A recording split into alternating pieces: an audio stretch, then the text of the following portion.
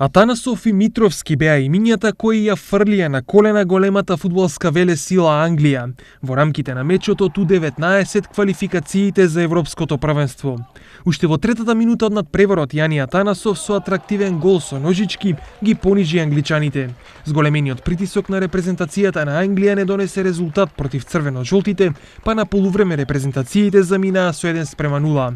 Во второто полувреме Атанасов пропушти прилика во 52-та минута за зголемување на 2:0. Избегнавме шанса за израмнување победот на Хирст само 4 минути подоцна, а 8 минути подоцна штипјанецот и играч на прегалница Михаил Маневски ја пропушти втората прилика за 2:0 со погодок во стативата. Токму Маневски беше автор на асистенцијата по која Митровски во 91-та минута го постигна вториот гол за 2:0. Сепак успехот од овој надпревар е беззначаен за Македонија со оглед на тоа дека пласманот е веќе дефиниран.